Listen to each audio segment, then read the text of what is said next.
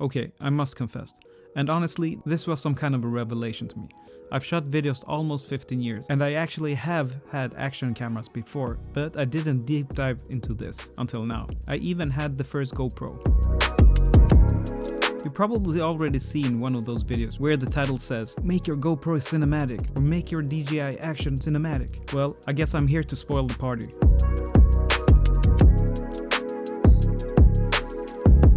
So, for the longest time, I made it my life mission to make action cameras work in the same way my bigger cameras work. But that was a dumb idea. Let me tell you why. Well, first off, what the hell is cinematic? Can you explain that to me? You probably can't, because different people have different idea what cinematic video or image is. Cinematic is more a feeling, I would say, and therefore it's hard to pinpoint what it can be. Action cameras are really good at some things. They're small, they're durable, they are water and weather resistant, they're relatively cheap, and they have crazy good stabilization. But some of these things come with a cost, and some don't. The DJI Action 4, being waterproof, has only upsides. The small size lets you put it in strange places, but the small size limits sensor of the camera, and by that the image quality. And even though the image quality is getting better and better every year, it's hard to fake the look of larger optics. For a lot of people, the probably biggest selling point of an action camera is the stabilization. Every time I use my DJI Action 4 or GoPro Hero, I'm baffled how good they look. You can be bouncing on a gravel bike in the middle of the forest, but the footage looks like it's shot on a Steadicam by a Hollywood professional. It's truly amazing. So what a lot of us try to do is to make the footage out of them look as good as possible. Nothing strange with that.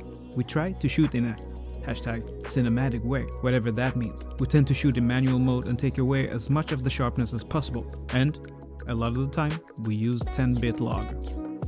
So far so good. For some people, the cinematic look is shallow depth of field that a larger sensor gives you, with the bokeh, the frame rate. For other people, it's the grading, like teal and orange. For some people, it's the camera movement, such as using a gimbal or anything like that. But for a lot of people, it's being able to shoot in that 180-degree rule shutter angle, or shutter speed, where you have double your frame rate. To do this, most of the time you actually need ND filters. And it's in this that the problem lays. DJI Action cameras and GoPro Heroes rely heavily on using digital stabilization. And for this to work properly, you need to have sharp frames that are used to stabilize the footage. This is truly remarkable, but it has a big downside, in that it needs sharpness to do its magic. So if you're looking for that sweet motion blur, you're unfortunately out of luck. Because if you use ND filters, and for example you are at 1/50th shutter speed, you will have unusable footage with strange artifacts. So what you basically have are two options. Use ND filters but skip the stabilization, or use the stabilization but have a higher shutter speed. So here's the conclusion. Action cameras are great, but be very careful on when you use ND filters on them. If you want the best stabilization, don't use ND filters, because you will be getting those image artifacts. However, if your action camera is staying put, you can use ND filters how much you like, so you can get that great motion blur.